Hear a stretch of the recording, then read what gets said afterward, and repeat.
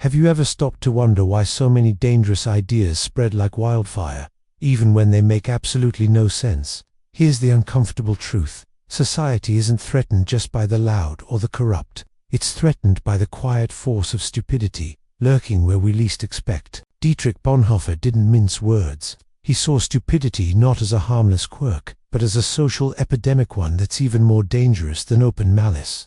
And here's the twist. It's not about being smart or dumb. It's about what happens when people stop thinking, start conforming, and give away their power to anyone who sounds confident. Maybe you've felt it yourself. That urge to go along with the group, to let others make the decisions, to avoid standing out even when you know something feels off. Maybe you've scrolled through social media, seeing nonsense repeated so many times it starts to look like truth. What if I told you this isn't a coincidence? It's a designer feature, not a bug of how power operates in every era, from fascist regimes to today's viral trends. And the real shocker, the very thing we laugh off as just stupidity, could be the engine driving society toward disaster.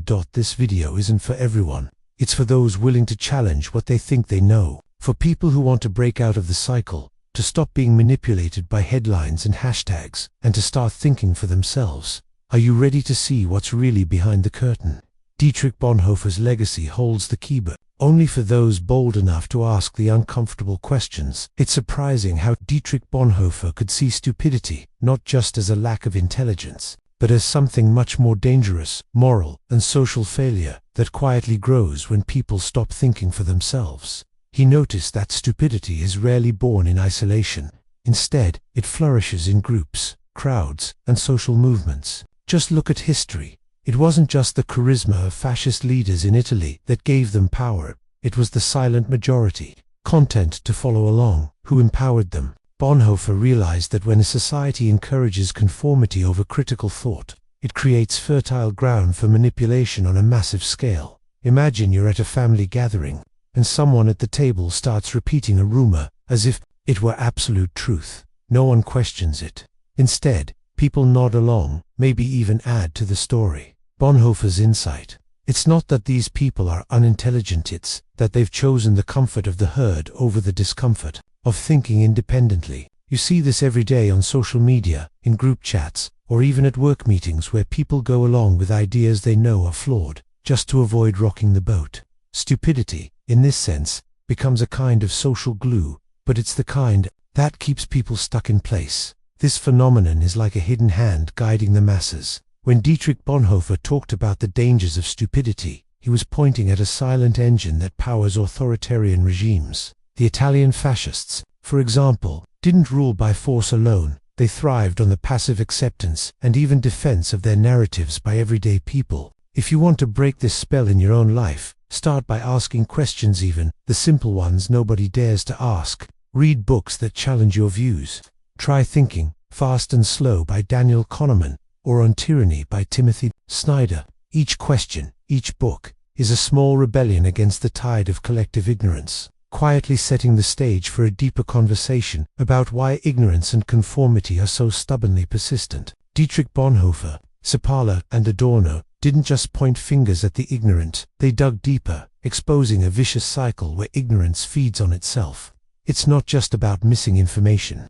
It's an active choice to avoid thinking critically, a refusal to confront uncomfortable truths. This cycle is reinforced by the systems we move through. Schools that reward memorization over inquiry, workplaces that prize compliance over creativity, and now, digital platforms that reward the loudest voices instead of the wisest ones. You've probably seen it scrolling through social media. You spot the same simplistic opinions recycled, liked, and shared until they seem like unshakable facts. Stanley Milgram's famous obedience experiment is a chilling example. Ordinary people, pressed by authority, delivered shocks to strangers simply because they were told to. It wasn't evil at play, it was a willingness to obey, to trust the system, to suppress doubts for the sake of fitting in. That experiment echoes today in how quickly people will jump on trends, echo slogans, or defend systems they barely understand, all for a sense of belonging. Bonhoeffer saw that the greatest danger isn't the lack of knowledge, it's the comfort found in conforming. This cycle is supercharged by the digital age. Algorithms push us toward easy answers and echo chambers, While dissenters are often silenced or ridiculed, Bonhoeffer's warning feels more urgent than ever. It's not ignorance alone that threatens society, but our collective fear of standing out, of questioning what everyone else seems to accept. If you want to disrupt this cycle in your own world, try following thinkers who challenge the mainstream. Seek out uncomfortable debates. On social media, don't just like what's popular, engage with ideas that make you pause, that force you to reflect. That small act, repeated enough, begins to chip away at the walls of conformity and opens up space for true dialogue, space where real resistance and change can finally take root. Dietrich Bonhoeffer believed that breaking free from the chains of collective stupidity isn't about acting like you know it. All it's about embracing intellectual humility. The real heroes of resistance aren't the loudest in the room, but those willing to say, "I might be wrong, let's dig deeper." It takes guts to admit you don't have all the answers, especially in a world that rewards confidence over curiosity. But this humble stance is exactly what protects us from falling into the traps of groupthink and blind conformity. Along with voices like Paulo Freire and Hannah Arendt, insisted that autonomy begins with self-reflection. If you want to build true resistance, start by questioning your own certainties. Try journaling about your beliefs, or have conversations where your main goal isn't to win, but to genuinely learn. Read widely mix Bonhoeffer with something radically different, like James Baldwin or Nassim Taleb. Each perspective adds a layer to your understanding and makes you less susceptible to easy manipulation. It's a practice, not a destination, and it's okay to stumble along the way. Humility, surprisingly, is contagious.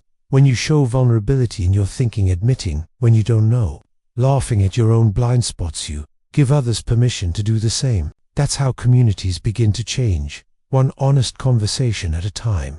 In a digital world obsessed with hot takes and certainty, your willingness to slow down, reflect, and genuinely listen is an act of rebellion. You start to recognize how Dietrich Bonhoeffer's call for resistance isn't just personal, it's collective, and it grows every time someone dares to value truth over comfort. Suddenly, the fight against social stupidity isn't a lonely battle. It's a movement, ready to expand into the spaces where it's needed most. Now that you know how Dietrich Bonhoeffer unraveled the hidden dangers of social stupidity, what will you do differently? Will you question more, speak up when something feels off, or challenge that urge to blend into the background? Society doesn't change because a few geniuses lead the way. It changes when ordinary people dare to think for themselves and inspire others to do the same. Are you willing to be that spark? Or will you let the cycle of conformity and ignorance keep spinning, pulling everyone along with it? How often have you caught yourself nodding along just to avoid conflict, or sharing something online without really checking if it's true? Imagine what could shift if you started approaching every conversation, every headline, every trending topic with a little more curiosity and a little less certainty. Would your world feel more open, or just more complicated? And which would you prefer, the comfort of the herd, or the challenge and freedom of independent thought? If you're ready to apply this knowledge, I invite you to share your thoughts below. What have you observed in your own life? Where do you see stupidity acting as a silent danger in your community? Drop your experience in the comments. Build a community where real thinking is the norm, not the exception. And don't forget to subscribe and turn on notifications. If you want to keep learning how to break free from the traps that hold society back, you're in the right place. Your journey toward independent, fearless thinking starts now.